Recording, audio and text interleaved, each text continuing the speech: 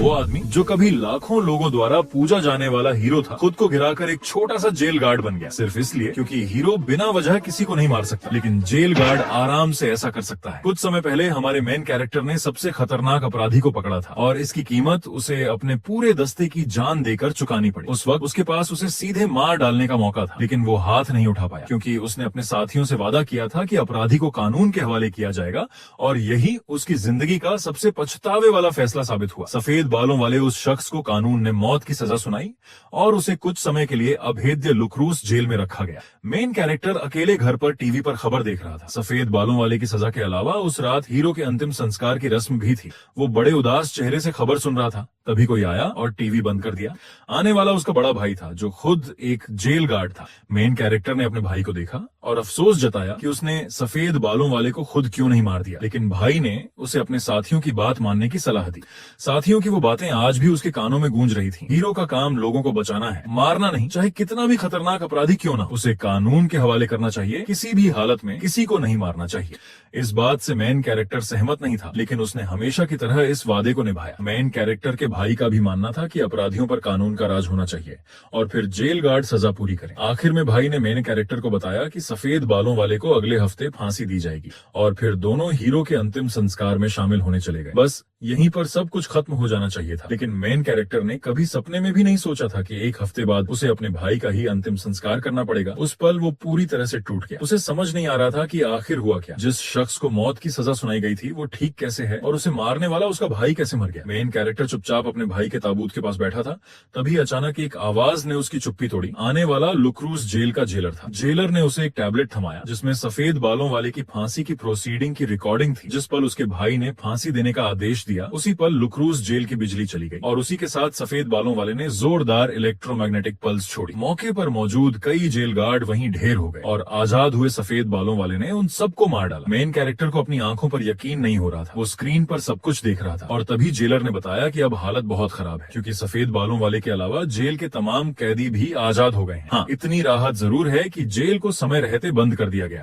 जिससे कैदी भाग नहीं सके, लेकिन अंदर फंसे जेल गार्डों के बाहर आने की उम्मीद अब लगभग खत्म है। इस वक्त मेन कैरेक्टर ने दांत पीसते हुए पूछा कि ये इलेक्ट्रोमैग्नेटिक पल्स किसकी करतूत थी, लेकिन जेलर को भी इस बारे में कुछ पता नहीं था। जेलर यहाँ सिर्फ एक ही काम से आया था, वो था मेन कैरेक्टर से लुक्रूस जेल में हुए इस विद्रोह को रोकने की गुजारिश करना। मेन कैरेक्टर को ये काम बिल्कुल मंजूर था, लेकिन साथ ही उसकी एक शर्त भी थी। उसने कहा कि चूंकि उसके साथी कहते हैं कि हीरो का काम लोगों को बचाना है और उसके जेल गार्ड भाई ने कहा कि सिर्फ कानून ही किसी इंसान को सजा दे सकता है और सिर्फ जेल गार्ड ही फांसी दे सकते हैं, तो लुक्रूस जेल में वो अब हीरो नहीं रहेगा, वो एक जेल गार्ड बनना चाहता है। वो बोला, मैं जेल गार्ड जू जियांगलियू हूँ, बदमाशों वेलकम हो। पहली मंजिल पर मौजूद कैदियों ने जेल गार्ड की वर्दी में मेन कैरेक्टर को देखा तो उन्हें अंदाजा नहीं था कि अब क्या होने वाला है। उन्हें लगा कि वो अब भी पहले की तरह किसी को नहीं मारेगा, इसलिए सब के सब एक के बाद एक उस पर टूट पड़े। नतीजा ये हुआ कि मेन कैरेक्टर ने बस एक मुक्का मारा और सबके बीच से एक रास्ता बना लिया। इस वक्त नीचे की सभी मंजिलों पर बैठे सरगनाओं ने भी इस अलग तरह की ताकत को महसूस किया और सफेद बालों वाला तो खुशी से झूम उठा, आखिरकार तुम आ ही गए। मेन कैरेक्टर ने अपनी वर्दी ठीक की और अब से फांसी दी जाएगी। जेल गार्ड को ये कहते सुनकर कि उन्हें फांसी दी जाएगी, सामने खड़े कैदियों के अंदर आग लग गई। उनका कहना था कि हम पहली मंजिल वालों ने तो बस कुछ ही लोगों की जान ली है, हमें क्यों मारा जा रहा है, ये हमें इंसान ही नहीं समझते। बेवकूफ लोग अब भी वकील ढूंढने का रोना रो रहे थे और समझदार लोग जेल से भागने की तैयारी में जुट गए थे। उन्होंने दूसरों को मेन कैरेक्टर का ध्यान भटकाने के लिए उकसाया। हरे बालों वाला शख्स अचानक मेन कैरेक्टर के पीछे आ खड़ा हुआ। उसे लगा कि अब आजादी उसके कदम चूमेगी, लेकिन उसने मेन कैरेक्टर को कम आंका था। मेन कैरेक्टर ने बेरहमी से पलटकर एक लात मारी और हरे बालों वाला वहीं ढेर हो गया। ये नजारा देख सबके होश उड़ गए, चारों तरफ सन्नाटा छा गया। इस वक्त मेन कैरेक्टर ने उन्हें बड़ी मेहरबानी से एक मौका दिया, या तो वापस जाओ और ये कॉलर पहन लो या मर जाओ। कैदियों के अंदर पीछे हटने की भावना आने ही वाली थी कि भीड़ में से एक आवाज आई, बेशक हम मरना ही पसंद करेंगे। उस शख्स ने कहा, मरना तो हर हाल में है, क्यों ना एक बार कोशिश कर ली जाए, आखिर ये ऑप्शन तो हमारे लिए बिल्कुल भी अच्छा नहीं है। लेकिन सामने वाले के मजाक उड़ाने पर मेन कैरेक्टर ने कहा कि ये मेरी तरफ से तुम लोगों के लिए आखिरी नेकी थी। ये देखकर कि सामने वाला जेल गार्ड सच में मारने पर उतारू है, कैदी डरने लगे। तभी उसी शख्स ने जोर से चिल्लाकर कहा, सब लोग उस आदमी की तरफ देखने लगे। उस शख्स ने कहा कि हीरो से डरने की कोई बात नहीं है, बस इसे मार दो और आजादी तुम्हारी है। मेन कैरेक्टर ने भी उस शख्स को पहचान लिया तो ये तुम हो, वही कचरा जिसके बारे में जेलर ने बताया था। आने से पहले जेलर ने मेन कैरेक्टर को यहाँ की बेसिक जानकारी दी थी। लुक्रूज जेल में कैदियों को उनके खतरे के लेवल के हिसाब से बांटा गया है। पहली मंजिल पर 300 कैदी हैं जो आमतौर पर सीरियल किलर हैं। भूतल पर 100 से ज्यादा कैदी हैं जो एक गांव को तबाह कर सकते हैं। दूसरे भूतल पर 30 से ज्यादा कैदी हैं जो एक शहर को तबाह कर सकते हैं।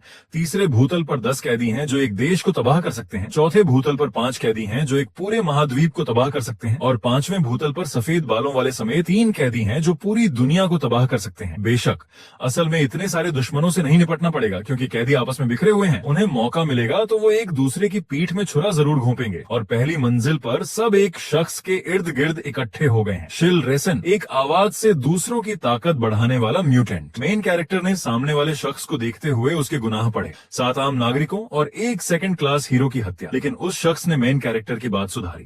कुल 10 लोग, क्योंकि वो महिला हीरो जुड़वा बच्चों से प्रेग्नेंट थी। मेन कैरेक्टर ने उस शख्स की बदसूरत मोटी शक्ल पर बिल्कुल भी भावना न दिखाते हुए कहा, अगर ऐसी बात है तो थोड़ा और सीरियस हो जाते हैं। मेन कैरेक्टर ने जेलर को कॉल करके पूछा कि ये जेल कितनी मजबूत है। जवाब में जेलर ने कहा कि बिल्कुल मजबूत है। ये सुन मेन कैरेक्टर निश्चिंत हो गया। लगता है अब अपनी ताकत पर कंट्रोल रखने की जरूरत नहीं है। दूसरी तरफ उस शख्स को लगा कि मेन कैरेक्टर सिर्फ दिखावा कर रहा है, क्योंकि बाकी हीरोज के मुकाबले मेन कैरेक्टर का नाम कोई खास मायने नहीं रखता था। उन्हें लगा कि उसने अपने साथियों की कुर्बानी देकर किसी तरह सफेद बालों वाले को पकड़ा था, इसलिए वो धीरे धीरे बदतमीजी करने लगे। शिल रेसन ने अपनी शक्ति का इस्तेमाल किया और सभी कैदियों की ताकत बढ़ गई। वो पागलों की तरह मेन कैरेक्टर पर टूट पड़े, लेकिन मेन कैरेक्टर ने सिर्फ एक लात मारी और सामने की कई कतारें बिखर गईं। इसके बाद मेन कैरेक्टर ने असली मूड में आकर एक मुक्का मारा और सारे कैदी ऐसे बिखर गए जैसे फूल बिखरते हैं। जब तक मेन कैरेक्टर वहां से उतरा उसके पीछे लाशों का ढेर था, एक भी जिंदा नहीं बचा था। पहली मंजिल की फांसी खत्म हो चुकी थी, अब बाकी बचे थे। मेन कैरेक्टर चलता आ रहा था, उसे खुद नहीं पता था कि उसने कितने लोगों को मार डाला है।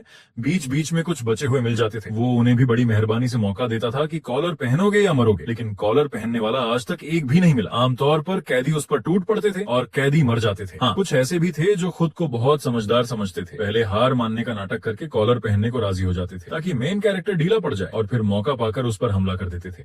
नतीजा ये होता था कि ताकत के फर्क का अंदाजा न लगा पाने की वजह से उनका पूरा जोर लगाने पर भी मेन कैरेक्टर की जरा सी खाल भी नहीं छिल पाती थी। उस वक्त मेन कैरेक्टर को अपने साथियों की एक बात याद आई, वो गैर फिजिकल म्यूटेंट सच में बेचारे होते हैं, बस दूर से ही मार सकते हैं, उन्हें कभी करीब से मारने का मजा नहीं मिल पाता। तो मेन कैरेक्टर ने भी घूंसों का मजा लिया। ये एहसास सच में कमाल का था। बाकी बचे लोगों को निपटाने के बाद मेन कैरेक्टर आखिरी वाली सिंगल सेल में पहुंचा। सामने उसका पुराना जाना पहचाना चेहरा था, चार्ल्स फील्ड, जिसे उन्होंने हीरो अलायंस बनाते वक्त गिरफ्तार किया था। उसके बेहद घिनौने हरकतों और मौत के सामने भी न सुधरने वाली बदतमीजी की वजह से मेन कैरेक्टर उस वक्त उसे खत्म कर देना चाहता था, लेकिन उसकी भोली टीम लीडर ने उसे रोक दिया था। उस वक्त मेन कैरेक्टर बहुत नाराज था, लेकिन मजबूरन उसे वहां से जाना पड़ा था। अब उस शख्स को दोबारा सामने देखकर भी मेन कैरेक्टर ने उसे नेकी से मौका दिया। बेशक नतीजा अंदाजे के मुताबिक ही था। ये देख, मेन कैरेक्टर ने और बकवास नहीं की, बिजली की तरह उसके शरीर के आर पार हो गया, लेकिन वो मरा नहीं। पता चला कि पहले वाला सिर्फ एक छलावा था। फील्ड बोलने लगा कि वो लोगों को मारना इसलिए पसंद करता है ताकि वो हमेशा उन लोगों की याद में बना रहे। भले ही वो मर जाएं, लेकिन वो उसे कभी भूल नहीं पाएंगे, क्योंकि अपनी शक्ल उनकी आंखों में उकेर देना उसकी क्षमता है और उसे हर एक शख्स याद है। वो उन्हें फिर से दिखा सकता है।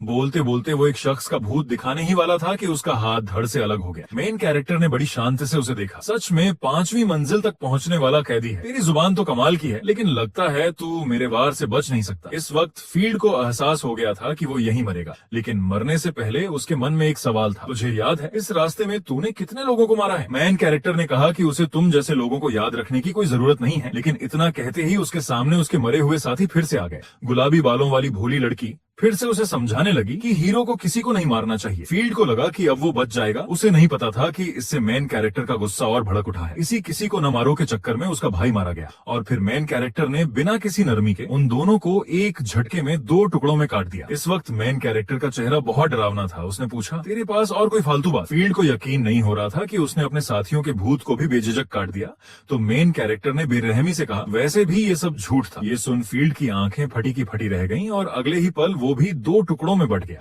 इस वक्त मेन कैरेक्टर ने बड़ी बेरहमी से कहा कि वो अब हीरो नहीं बल्कि जेल गार्ड है। मरते मरते फील्ड ने उसकी पीठ देखते हुए कहा, तू जेल गार्ड नहीं है, तू तो बस एक अकेला राक्षस है। और इस वक्त जेल के बाहर 3 लोग लगातार सब कुछ देख रहे थे और अंदर मेन कैरेक्टर का ये रूप देख एक लड़की बहुत एक्साइटेड थी। ये वही है, यही मेरा होने वाला पति है। अभी अभी मेन कैरेक्टर ने भूतल के गंदे लोगों को निपटाया ही था कि जेलर वहां आ गया और उससे पूछा कि क्या वो थोड़ा आराम करना चाहेगा, लेकिन मेन कैरेक्टर ने मना कर दिया और जेलर से दरवाजा खोलने को कहा। ये सुन जेलर ने और बकवास नहीं की, लेकिन उससे पहले उसके पास मेन कैरेक्टर से एक और रिक्वेस्ट थी। वो चाहता था कि नीचे जो जेल गार्ड अभी भी जिंदा हों उन्हें वापस ले आए। मेन कैरेक्टर जानना चाहता था कि हर मंजिल पर कितने लोग जिंदा हैं, लेकिन जेलर को इस बारे में कुछ पता नहीं था क्योंकि भूतल से नीचे सभी मंजिलों पर कम्युनिकेशन डिवाइस नष्ट हो चुके थे। सिर्फ 5वीं मंजिल पर कनेक्शन बरकरार था। ऐसा लगता था जैसे अंदर के लोग चाहते हो कि कोई उन्हें देखे। सब सुनने के बाद मेन कैरेक्टर ने दरवाजा खोलने को कहा। जेलर के आदेश पर लोहे का दरवाजा धीरे धीरे दोनों तरफ खुलने लगा। तभी जेलर ने मेन कैरेक्टर को सावधान रहने को कहा क्योंकि भूतल और पहली मंजिल के बीच का फर्क आसमान और जमीन जितना है। दरवाजा खुलते ही मेन कैरेक्टर सतर्क हो गया क्योंकि दरवाजे के पीछे पहले से ही घात लगाकर बैठे थे। वो बेरहमी से हमला कर रहे थे। तरह तरह की शक्तियां और गोलियां बरस रही थीं। ये देख जेलर की हालत खराब हो गई। वो मेन कैरेक्टर को आवाज लगाने लगा, लेकिन अगले ही पल एक कैदी उसके सामने आ गया और उसका गला पकड़कर उसे ऊपर उठा लिया। उस शख्स ने कहा, तो तुम यहाँ के जेलर हो? बहुत बढ़िया। एक बड़ी मछली हाथ लगी। अपनी चिकनी देह को दिखाते हुए वो शख्स बेधड़क अपने साथियों को आवाज लगाने लगा, अरे कमीनो, ये रहा तुम्हारा जेलर, जल्दी से लाइन लगाओ और मजे लो। इस वक्त उसने अपनी पूरी बदतमीजी दिखा दी, लेकिन जैसे ही उसने पीछे मुड़कर देखा वो वहीं पत्थर का बुत बन गया क्योंकि बस इस एक पल में जहां तक नजर जाती थी वहां सन्नाटा पसरा हुआ था। उसने हैरान होकर ऊपर देखा तो मेन कैरेक्टर उसके सिर के ऊपर कूद चुका था। अगले ही पल मेन कैरेक्टर ने जोर का मुक्का मारा। उसके जोरदार प्रहार से जेलर दूर जा गिरा और उस शख्स का तो कहीं पता ही नहीं था। चारों तरफ बस उसके टुकड़े बिखरे पड़े थे। इस वक्त मेन कैरेक्टर ने ऊपर से नीचे गिरे हुए जेलर को देखते हुए कहा, तुम आगे मत आना, यहाँ बहुत खतरा है। जेलर हकलाते हुए बोला, जी समझ गया। मेन कैरेक्टर के जाने लगा तो जेलर ने उसे फिर से आवाज लगाई। आखिर में उसे एक बात और बतानी थी। उसने कहा कि जिस हीरो ट्यूमेई ने पकड़ा था वो माता पिता भूतल की सिंगल सेल में है। मेन कैरेक्टर ने कहा कि उसे पता है और फिर बेरहमी से वहां से चला गया। इस वक्त भूतल की सिंगल सेल में बचे हुए सारे कैदी इकट्ठा थे। बाहर से लगातार आ रही धमाकों की आवाजें सुनकर वो अपने साथियों की कामयाबी की दुआ कर रहे थे। बेशक ये उम्मीद जल्द ही टूटने वाली थी। वो औरत जो पूर्व हीरो फुमियो है, जिसने 28 हीरोज को मारने का रिकॉर्ड बनाया है, उसे इन बेवकूफों की एक नहीं चलती। जल्द ही उसके बदतमीज रवैये ने एक तगड़े शख्स को भड़का दिया। वो बोला, मरना चाहती है, लेकिन फू म्यू को मानो कोई मजाक सुनाई दिया हो। बोली, निकम्मे कहीं के, तुम लोगों ने कभी किसी ताकतवर इंसान को मारा है? वो शख्स भड़क गया। उसने अपनी शक्ति का इस्तेमाल किया। उसका पूरा शरीर ताकत से भर गया। लेकिन असली बात यह है कि जैसे ही वो उछला, अगले ही पल वो 2 टुकड़ों में बंट गया। अब उस औरत का रूप बदल चुका था। उसके बाल और पंजे बेहद नुकीले हो गए थे। वो बोली कि जब वो हीरो थी तो उसने बहुत सारे बुरे लोगों को ठिकाने लगाया था और साथ ही उसने ताकतवर लोगों को मारने का तरीका भी ढूंढ लिया था। उसे मेन कैरेक्टर की शक्ति के बारे में भी पता था, इसलिए उसने बचे हुए लोगों से मिलकर काम करने को कहा। वो उन्हें ताकतवर लोगों को मारने का तरीका बता सकती थी। दूसरी तरफ जेल के बाहर वाली 3 लोगों की टीम में छोटी लड़की मेन कैरेक्टर के इस रूप को देख बहुत खुश हुई। हालांकि पहले उसकी पसंद सफेद बालों वाला था, जिसने उसे बचाने के लिए इलेक्ट्रोमैग्नेटिक पल्स का इस्तेमाल किया था। उनमें से एक शख्स ने सवाल उठाया कि ये शख्स तो हीरो है, हमारे किसी काम का नहीं। लेकिन छोटी लड़की ने उत्साह से कहा कि वो बात तब की थी और अब की बात अलग है। देखो, ये कहीं हीरो जैसा लग रहा है। इतना सुनने के बाद भी बाकी दोनों ने कहा कि तुझे सिर्फ एक ही चुनना होगा, क्योंकि एक से ज्यादा पति रखना गैर कानूनी है। ये सुन छोटी लड़की को थोड़ा कंफ्यूजन हुआ। सच में फैसला करना मुश्किल है, तो फिर ऐसा करते हैं, इन दोनों में से जो भी आखिर में जिंदा बचेगा वही मेरा होने वाला पति होगा। मैं सच में जीनियस हूँ। मेन कैरेक्टर के आने से पहले फू म्यू उसके बारे में जानकारी बांटने लगी, क्योंकि वो भी कभी एक बहुत अनुभवी हीरो रह चुकी है। इस वक्त बैंगनी बालों वाले शख्स स्पीडी ने सवाल उठाया, भले ही हमें उसकी शक्ति का पता चल जाए, लेकिन इसका क्या फायदा? आखिर वो उन हीरोज के संगठन का मेंबर है जो सबसे ऊंचे दर्जे के हैं और यहाँ मौजूद लोगों में सबसे बड़ा दर्जा 3 से ऊपर नहीं है। ये सुन फू म्यू ने आत्मविश्वास से मुस्कुराते हुए कहा, ये बात वो खूब जानती है, लेकिन जब से हीरो रोशा उस संगठन का लीडर बना है, उसने हीरोज में सुधार की लहर चला दी है। पहला, उसने हीरो की परिभाषा फिर से लिखी और हीरोज को बुरे लोगों को मारने से रोक दिया। दूसरा, वो रेगुलर हीरोज को टीम बनाकर ट्रेनिंग करवाता है। आखिर में उसने हीरो के पहले से 5वें दर्जे को खत्म कर दिया। और फू म्यू इतना सब इसलिए बता रही थी क्योंकि जिस वक्त मेन कैरेक्टर उस संगठन में आया था, उस वक्त दर्जे की व्यवस्था खत्म हो चुकी थी। उसके पास कोई बड़ी उपलब्धि नहीं थी। यहाँ तक कि बाहर वालों को लगता था कि उसका और रोशा का कोई पुराना रिश्ता है। ऐसा कहने के बावजूद वो आसानी से पहली मंजिल के सभी कैदियों को खत्म कर सकता था और वहाँ बैठे लोगों की ताकत सेकंड लेवल के हीरो तक नहीं पहुँचती थी। लेकिन पेरेंट्स मुस्कुराते हुए बोले, पहली मंजिल वाले तो छोटी मछली हैं, यहाँ तक कि तुम लोग भी आसानी से ऐसा कर सकते हो ना। यहाँ हर किसी ने हजारों लोगों की जान ली है, ये पहली मंजिल वालों की तरह बिल्कुल नहीं है। बेशक पेरेंट्स ये बात इसलिए नहीं कह रहे थे कि वो आदमी कमजोर है, बल्कि वो सिर्फ इतना जानते थे कि उन्हें उसकी कमजोरी पता है। सैकड़ों साल पहले जब सुपर पावर वाले लोग सामने आए तो स्कॉलर्स ने उन्हें 3 कैटेगरी में बांटा, फिजिकल बॉडी को मजबूत करने वाले, चीजें बनाने वाले, और बाकी जो इन दोनों में नहीं आते वो स्पेशल कैटेगरी के। और पेरेंट्स को हीरो की कमजोरी इसलिए मिली क्योंकि उन्होंने उसकी ट्रेनिंग देखी थी। उसकी एक बड़ी कमजोरी ये थी कि वो कभी बचने की कोशिश ही नहीं करता था। इसलिए बाकी बचे सभी कैदियों ने मिलकर हीरो के खिलाफ प्लान बनाया। उन्होंने पहले कुछ कैदियों को अलग किया ताकि वो हीरो का ध्यान भटका सके। हीरो ने उन्हें देखते ही वही पुराना ऑप्शन दिया, कॉलर पहन लो या मरो। लेकिन जवाब में उस पर दोनों तरफ से छुपे हुए लोगों ने रेंज से अटैक कर दिया। पेरेंट्स और स्पाइकी ब्रेन वेव कम्युनिकेशन के जरिए दूर से ये सब देख रहे थे, और जैसा पेरेंट्स ने सोचा था, हीरो ने अटैक से बचने की कोशिश ही नहीं की। और उसने ऐसा इसलिए किया क्योंकि उसे ऐसा करने की जरूरत ही नहीं थी। इसलिए पेरेंट्स ने इस अटैक में कुछ छोटी चीजें मिला दी जो उन्होंने जेल गार्ड से इकट्ठा की थी। वो कंट्रोल डिवाइस जो पावर को ब्लॉक करती है, यहाँ तक कि कोई फर्स्ट लेवल हीरो भी अगर इनमें से 15 पहन ले तो उसकी पावर पूरी तरह सील हो जाती है। और इस बार कोई रिस्क न लेते हुए उन्होंने 30 डिवाइस तैयार की थी। प्लान बहुत अच्छे से चल रहा था। एक स्पेशल कैटेगरी के पावर वाले की मदद से सारे डिवाइस हीरो पर लग गए। कैदी जश्न मनाने लगे। बस थोड़ी देर में पार्टी शुरू होने वाली थी। लेकिन उन्हें नहीं पता था कि पेरेंट्स के प्लान में 3 बड़ी गलतियां थी। पहली ये कि हीरो की ताकत सोच से कहीं ज्यादा थी, जो किसी फर्स्ट लेवल हीरो से कहीं ऊपर थी। सारे कंट्रोल डिवाइस उसने झटके से तोड़ दिए। हालात बिगड़ते देख पेरेंट्स ने तुरंत दूसरा प्लान लागू करने का ऑर्डर दिया, इस मंजिल के जेल गार्ड्स को बंधक बना लो। और दूसरी गलती ये थी कि हीरो की पावर, जिसमें फिजिकल और स्पेशल दोनों थी, उसने बस एक उंगली उठाई और चारों तरफ काली बिजली दौड़ गई। कैदी मर गए और जेल गार्ड्स को एक खरोंच भी नहीं आई। इतना सटीक कंट्रोल था। सब कुछ खत्म होता देख ऊपर बचे लोगों ने जान बचाने के लिए कॉलर पहनने की गुहार लगाई। और तीसरी गलती ये थी कि हीरो उन्हें दूसरा मौका नहीं देता। यहाँ तक कि पीछे बैठे 2 लोगों को छोड़कर इस मंजिल के बाकी सभी कैदियों की फांसी पूरी हो चुकी थी। तब तक स्पाइकी पूरी तरह डर चुकी थी। उसने गुस्से से पेरेंट्स से पूछा कि ये क्या हुआ? जो प्लान था वो तो ऐसा नहीं था। आदमी बगल में बकबक कर रहा था और पेरेंट्स अपने आप से सवाल कर रहे थे कि 30 डिवाइस भी कैसे फेल हो सकते हैं। बगल में हो रही बकबक से तंग आकर आखिरकार पेरेंट्स का गुस्सा फूट पड़ा। उसने गुस्से में तुरंत ट्रांसफॉर्म होकर एक झटके में उस आदमी को मार दिया। क्या बेकार चीज थी जो उसके सामने चिल्ला रही थी। अपना गुस्सा निकालने के बाद भी वो शांत नहीं हुई। तो इतना ही ताकतवर है तो फ्रंट लाइन पर क्यों नहीं लड़ता? क्या ये सही है? ये बिल्कुल भी सही नहीं है। तभी उसके पीछे से सरसराहट की आवाज आई। उसने घूम कर देखा तो जिस युवक पर वो बैठी थी, वो युवक चुपके से भाग रहा था। ये तो मौत को बुलावा देना था। पकड़ा जाता देख वो युवक डर के मारे रोते हुए मदद मांगने लगा और पेरेंट्स ने बेरहमी से उसकी तरफ देखा, धीरे से अपने पंजे उठाए। लेकिन अगले ही पल उसका पंजा उसके शरीर से अलग हो गया। पेरेंट्स को यकीन नहीं हुआ। अपनी कटी हुई बाह को देखती रही, फिर धीरे से घूमकर पीछे आए हीरो को देखा। अब भाग रहे उस युवक में उसकी कोई दिलचस्पी नहीं थी। हीरो ने बेरहमी से उसे देखते हुए कहा, हीरो पेरेंट्स नहीं, डेथ रो कैदी पेरेंट्स, आखिर में कुछ कहना चाहोगी? और पेरेंट्स एक हाथ से अपनी कटी हुई बांह दबाए जोर से हंसने लगी। बाप रे, इस बार सच में काम खत्म हो गया। सिर्फ इसलिए कि उसकी बहन उसे हीरो की तरह भरोसेमंद समझती थी। बहन उस रास्ते पर चल पड़ी। लेकिन जब उसकी बहन की पावर जागी तो उसने सबसे पहले अपनी ही बहन को डेथ रो की जेल भेज दिया। कभी पेरेंट्स को अपनी बहन के भरोसे पर गर्व था, लेकिन जब वो सच में हीरो बन गई तो उसने पाया कि ये हीरो वाला काम बहुत बीमार है। कुछ हीरो विलेन को खत्म करने के चक्कर में आम लोगों की सुरक्षा की परवाह तक नहीं करते थे। इसलिए जब रोजा लीग की लीडर बनी तो उसने इस गड़बड़ी को सुलझाने के लिए हीरोज को किसी को मारने से मना कर दिया। और हो सकता है कि पेरेंट्स के अंदर पहले से ही कुछ गड़बड़ थी। इतनी हिंसा देखने के बाद भी जब उसे रास्ता नहीं मिला तो उसका स्वभाव धीरे धीरे बिगड़ने लगा।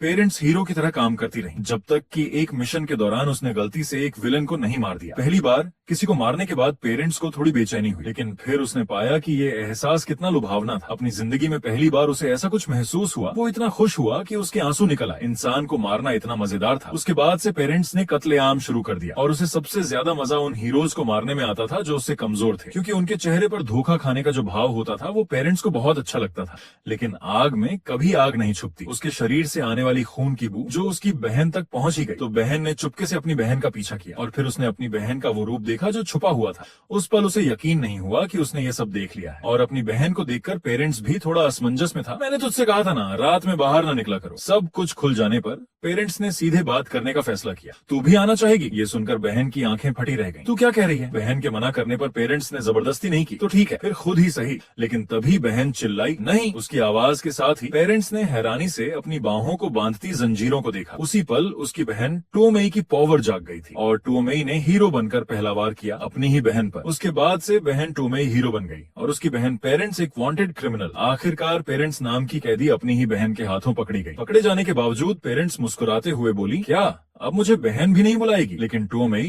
बिल्कुल बेरुखी से बोली, मेरी कोई बहन नहीं है तू जैसी। हाँ, तो ये तो बहुत बुरा हुआ। सीन फिर से पलटता है और अब वर्तमान में आता है। पेरेंट्स जानती थी कि अब कोई रास्ता नहीं है, बस उसे कुछ सवालों के जवाब चाहिए थे। उसने सुना था कि रोजा समेत लीग के दूसरे सारे हीरो मर चुके हैं, और हीरो ने इसकी पुष्टि भी कर दी। फिर उसने सबसे जरूरी बात पूछी, तो क्या हीरो टोमेई भी मर गई? ये सुनकर हीरो चुप हो गया, और यही सबसे अच्छा जवाब था। पेरेंट्स ने कई गहरी सांसें लेकर अपने आप को शांत किया। तो ये बात है, मर गई। मैंने उससे कहा था हीरो न बने। सच में बेवकूफ बहन थी। आखिर में वो जानना चाहती थी कि उसकी बहन को मरते वक्त बहुत तकलीफ हुई थी, और हीरो को उसे आखिरी बार देखना याद आया। टोमेई अपनी आखिरी सांसों में बस यही कह रही थी, बहुत दर्द हो रहा है, मुझे बचाओ दीदी। तो उसने पेरेंट्स को बताया, तेरी बहन मरते वक्त तेरा ही नाम ले रही थी। ये सुनकर पेरेंट्स को पछतावा हुआ, काश उसने ये न सुना होता, क्योंकि इससे उसका दिल और भी भारी हो गया। पहले ही हार मान चुकी पेरेंट्स अब सीधे ट्रांसफॉर्म हो गई। उस पल शायद वो सिर्फ उस सफेद बालों वाले के सामने जाना चाहती थी जिसने उसकी बहन को मारा था। अपने अंदर दबे गुस्से को बाहर निकालना चाहती थी,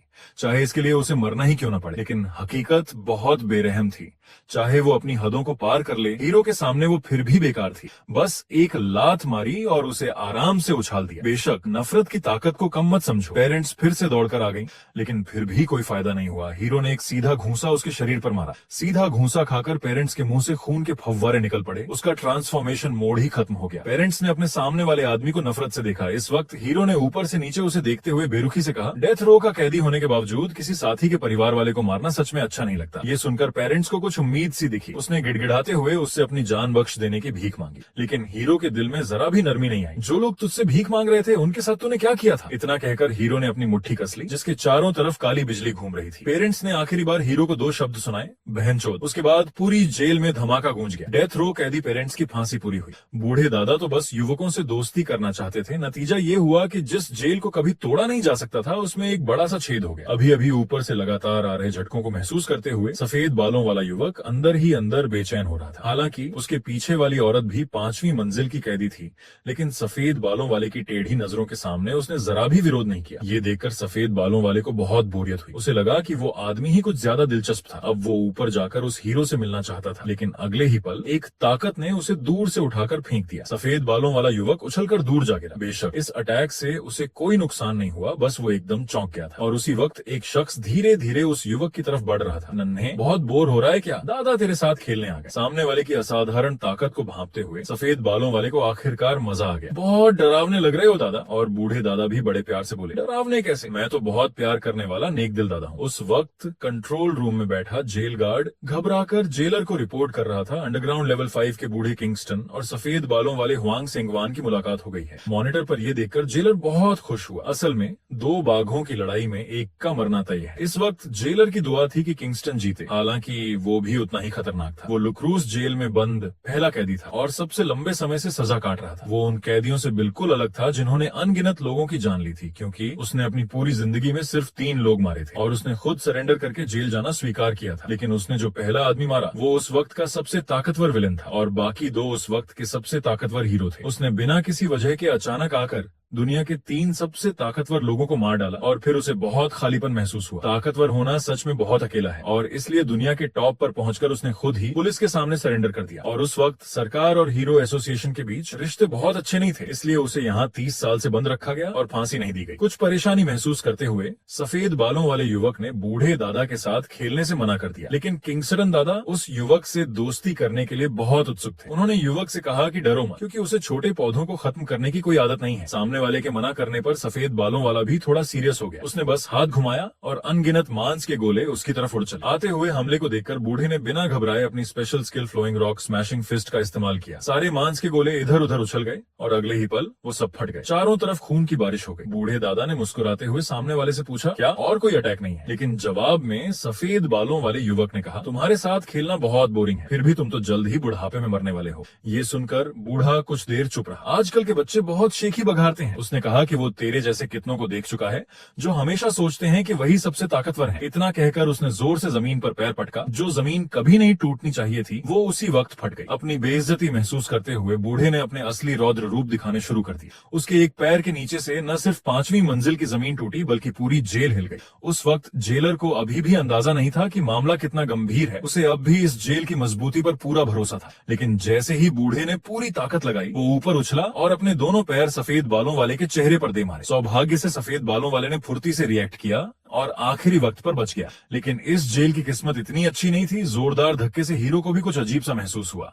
जब सब कुछ शांत हो गया तो जेल गार्ड डर के मारे कांप उठे, क्योंकि जिस जेल को कभी तोड़ा नहीं जा सकता था उसमें उस वक्त एक बड़ा सा छेद हो गया था। ये देखकर जेलर को ऐसा लगा जैसे आसमान टूट पड़ा हो। सफेद बालों वाले युवक ने बूढ़े दादा के कारनामे को देखा तो आखिरकार उसे कुछ दिलचस्पी जागी। वो बूढ़े दादा के साथ यहाँ से निकलने ही वाला था कि तभी पीछे से आई आवाज ने उसे रोक दिया। जो 3 लोग कभी जेल के बाहर से सब देख रहे थे वो अचानक वहाँ आ गए। सफेद बालों वाले ने हैरानी से पीछे घूमकर देखा। उसे पता ही नहीं चला कि ये लोग कब आ गए। ऊपर बैठा जेलर भी हैरान था। कोई 5वीं मंजिल पर ऐसे अचानक कैसे आ सकता है? लेकिन छोटी बच्ची ने कैमरे की तरफ देखकर कहा, दर्शकों बाहर हो जाओ। अगले ही पल 5वीं मंजिल के सारे मॉनिटर बंद हो गए। बस जेलर बेबस होकर अपनी मेज पर मुट्ठी पटकता रह गया। बहनचोद। दूसरी तरफ पहली अंडरग्राउंड मंजिल का काम निपटाने के बाद हीरो अगली मंजिल के गेट पर आ गया। उसने कम्युनिकेशन ऑन करके जेलर से गेट खोलने को कहा, लेकिन सामने से आवाज आई कि थोड़ा रुको। हीरो कुछ देर चुप रहा, फिर खुद से बड़बड़ाया, क्या भूमिगत होने की वजह से सिग्नल थोड़ा कमजोर है? इतना कहकर उसने अपने दोनों हाथ गेट की दरार में डाले और अगले ही पल वो भारी गेट धीरे धीरे खुल गया। फिर हीरो सीढ़ियों से धीरे धीरे नीचे उतरने लगा। ये जगह ऊपर की 2 मंजिलों से बिल्कुल अलग थी। यहाँ न कोई इंसान था और न ही लाश। सब कुछ इतना साफ था कि शक होता था। अचानक कहीं से चीखने की आवाज आई। हीरो ने आवाज की तरफ देखा तो एक महिला जेल गार्ड उसकी तरफ भागी आ रही थी और उसके पीछे कुछ राक्षस थे। उस वक्त औरत ने सामने हीरो को देखा, लेकिन उसने हीरो के भाई का नाम पुकारा। जैसे ही वो औरत राक्षसों के हमले की चपेट में आने वाली थी, हीरो ने आखिरकार हाथ दिखाया और आराम से उन्हें खत्म कर दिया। उस वक्त बची हुई औरत ने खुश होकर हीरो को जाकर जोर से गले लगा लिया, लेकिन हीरो ने बेरहमी से उसे झटक कर अलग कर दिया। हीरो ने सामने वाली औरत को देखते हुए समझाया कि वो जांग हाओ का छोटा भाई है। ये सुनते ही औरत को बात समझ में आ गई। तो तू हीरो शूट जांगलियू है? फिर उसने खुश होकर दोबारा ग्रीटिंग मारी और अपना परिचय दिया। वो मुस्कुराते हुए एक हाथ बढ़ाकर बोली, मैं तेरी भाभी हूँ, ख्याल रखना। सामने वाला हीरो ये सुनकर हैरान रह गया। उसने तो अपने भाई से ऐसी कोई बात कभी सुनी ही नहीं थी। उस वक्त अंडरग्राउंड लेवल 2 के अंदर एक केबिन में ये इलाका एक भाई बहन की जोड़ी का था और इस मंजिल के सारे कैदियों को उन्होंने पुतला बना दिया था। उस वक्त बहन को महसूस हुआ कि उसका प्यारा कुत्ता अभी मर गया। ये सुनकर भाई ने कहा, हाँ तो वो आदमी सच में नरक में जाने लायक है। समझते ही हीरो उसी वक्त अपनी भाभी होंगजिया को खुद बाहर भेजना चाहता था,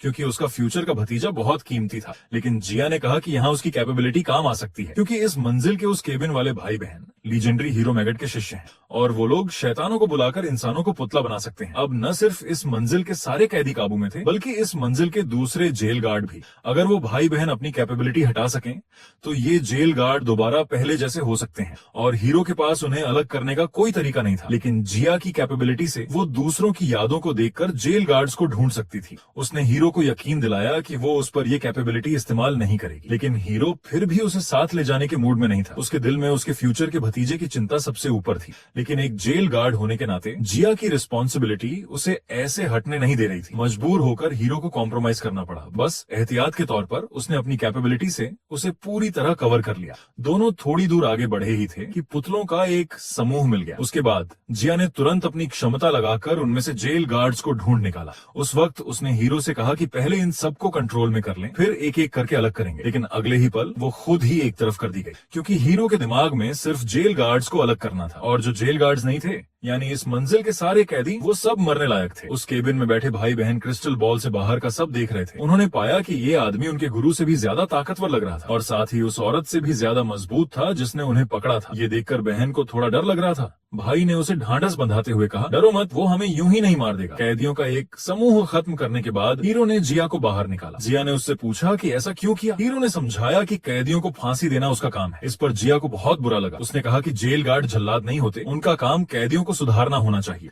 वो उसे समझाने ही वाली थी कि हीरो ने बेरुखी से उसे चुप करा दिया। बस करो, ये बातें मैं बहुत सुन चुका हूँ। वो किसी से भी बेहतर जानता था कि सिर्फ आदर्शों पर चलने से क्या होता है। वो जानवर कभी शुक्रिया नहीं मानते और वो तो बस वही काम कर रहा था जो बहुत पहले हो जाना चाहिए था, उन जानवरों को मारना जो इंसानियत से गिर चुके हैं। जिया उसे समझाने की कोशिश करती रही, ये सब इंसान ही तो है। लेकिन हीरो और भी ज्यादा गुस्सा हो गया। तू क्या बकवास कर रही है, ये लोग इंसान है। जिया ने कहा कि उनमें से कुछ के पीछे मजबूरी भी हो सकती है, लेकिन हीरो ने कहा कि दुनिया में हर किसी की अपनी मजबूरी है। जिन्हें उन लोगों ने मारा उनके पीछे मजबूरी नहीं थी क्या? उसने और बकवास सुनने से मना कर दिया, नहीं तो उसे वहाँ से भेज देगा। ये सब उसके तरीके से ही चलेगा। फिर से कैदियों का एक समूह आ गया। जिया ने उनमें से जेल गार्ड्स को अलग कर दिया। हीरो कैदियों को मारने ही वाला था कि उस वक्त जिया बोली, अगर जियांग हाओ को ये पता चलेगा तो उसे बहुत दुख होगा। जिया भला भलाई की बात कर रही थी, लेकिन ये सुनते ही हीरो के अंदर की आग भड़क उठी। उस पल वो सीधा राक्षस बन गया। अपने दिल में सालों से दबा गुस्सा अब निकलने का रास्ता ढूंढ रहा था। उस वक्त वो बस अपने सामने खड़ी हर चीज को तहस नहस करना चाहता था। अपने अंदर के असीमित गुस्से को उसने उन गंदे लोगों के खून से थोड़ा शांत किया। और उस वक्त अंडरग्राउंड लेवल 5 में बैठी 3 लोगों वाली टीम की छोटी बच्ची को लग रहा था कि उसका मनपसंद आदमी और भी ज्यादा शानदार होता जा रहा है।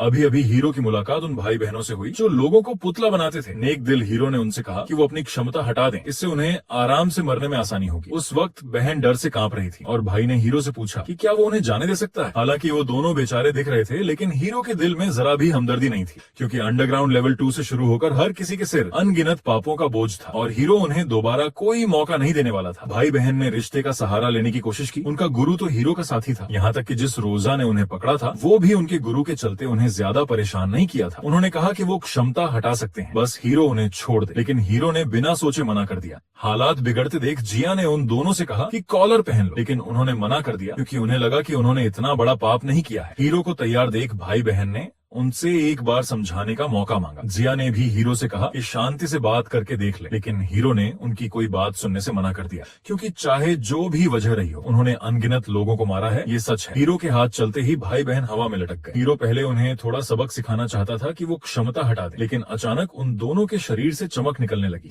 भाई बहन चिल्लाए कि ये हीरो पागल है, ये इंसान नहीं बल्कि राक्षस है। इतना कहते ही वो दोनों एकदम से गायब हो गए और 2 बेचारे पुतले वहीं रह गए। असल में वो स्पेशल कैटेगरी की पावर वाले थे। ये देखकर हीरो को थोड़ी परेशानी हुई और उस वक्त वो बहुत नाराज भी था। उसे सामने वाले पुतलों से नहीं बल्कि इस बात से चिढ़ थी कि वो सब उसे राक्षस बुला रहे थे। क्रिस्टल बॉल के जरिए बाहर देख रही बहन हीरो को देखकर इतना डर गई थी कि उसके माथे से पसीना बह रहा था। उसके बगल में मुश्किल से खड़े भाई ने पूछा कि क्या वो मदद कर सकता है, लेकिन बहन ने बस इतना कहा कि भाई अपना काम करता रहे। अगर सीधे सामने वाले से जीत नहीं सकते तो जल्दी से भागने का रास्ता सोचो। उसके बाद बहन ने पूरी ताकत लगाकर अपनी क्षमता का इस्तेमाल किया।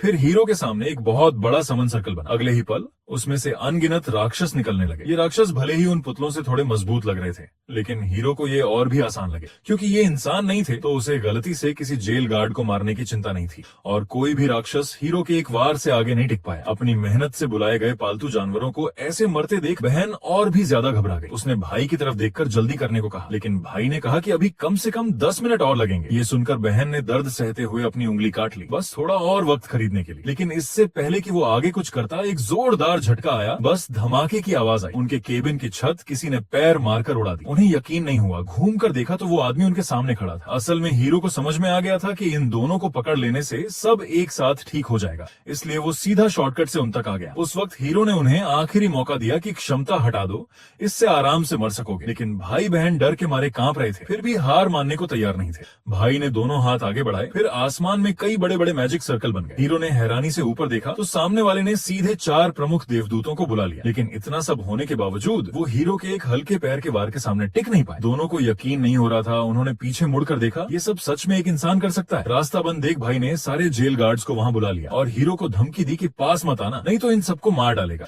लेकिन अगले ही पल वो चौंक गया, क्योंकि बगल से उसकी बहन की चीख सुनाई दी। उसे यकीन नहीं हुआ। घूम कर देखा तो बहन हवा में बंधी हुई थी। उस वक्त हीरो ने बेरुखी से कहा, अगर जेल गार्ड्स को नहीं छोड़ा तो तेरी बहन को बहुत तकलीफ से मरना पड़ेगा। हीरो के बोलते ही बहन चिल्लाने लगी, भाई बहुत दर्द हो रहा है। अपनी बहन को इस हालत में देखकर भाई और बर्दाश्त नहीं कर पाया। वो बेबस होकर हीरो के सामने घुटनों के बल गिर गया। उसने कहा कि वो क्षमता हटाने को तैयार है, बस हीरो उसकी बहन को छोड़ दे। उनकी एक और शर्त थी कि जिया से एक बार बात करनी है, लेकिन हीरो ने उसे बेरहमी से देखते हुए कहा, पहले क्षमता हटा। आखिरकार दबाव में आकर भाई बहन ने अपनी क्षमता हटा दी। चाहे जेल गार्ड हो या कैदी, सब नॉर्मल हो गए। और जिन कैदियों को अभी कुछ समझ में नहीं आया था कि क्या हुआ, उन्हें हीरो ने तुरंत फांसी दे दी। बाकी बचे जेल गार्ड्स को उसने खुद चले जाने को कहा। आखिर में हीरो ने अपना वादा निभाया, उन्हें जिया से मिलने का मौका दिया, लेकिन जगह बदलनी पड़ी क्योंकि प्रेग्नेंट औरत के लिए यहाँ देखना ठीक नहीं था। हीरो ने जिया को बाहर निकाला और उसे बताया कि मरने से पहले उन भाई बहनों ने उससे कुछ कहना चाहा था। जिया ने हीरो से उनकी जान बख्श देने को कहा, बस उन्हें कंट्रोल डिवाइस पहना दो। लेकिन हीरो ने उसकी तरफ देखते हुए बुरी नजरों से कहा, मुझे दोबारा वही बात मत सुना। हीरो का ऐसा रूप देखकर जिया डर गई और कुछ और बोलने की हिम्मत नहीं हुई। और उन भाई बहनों ने बस जिया से एक सवाल पूछा, क्या हमने सच में इतना बड़ा पाप किया था? हमारा पाप इतना बड़ा नहीं था ना, तू तो कुछ बोल। ये सुनकर हीरो ने जिया से शॉर्ट में बताने को कहा, लेकिन एक दूसरे से चिपके उन दो बच्चों को देखकर जिया बहुत देर तक चुप रही। आखिर में उसके मुंह से एक शब्द भी नहीं निकला। भाई बहन दोनों को यकीन नहीं हुआ। उन्होंने जिया जेल गार्ड को देखा, उन्हें कुछ समझ में नहीं आया। उनके मन में तो कोई बुराई ही नहीं थी, लेकिन हीरो को इससे क्या मतलब था? उसने तो अपना वादा पूरा कर दिया था, अब फांसी का वक्त आ गया था। और इसी सीन के साथ ये एपिसोड खत्म होता है। दोस्तों नेक्स्ट पार्ट बहुत इंटरेस्टिंग होने वाला है। अगर इस वीडियो में 2000 कमेंट आते हैं और 1000 लोग हाइप करते हैं तो इसका अगला पार्ट 1 घंटे का आएगा। वीडियो देखने के लिए धन्यवाद।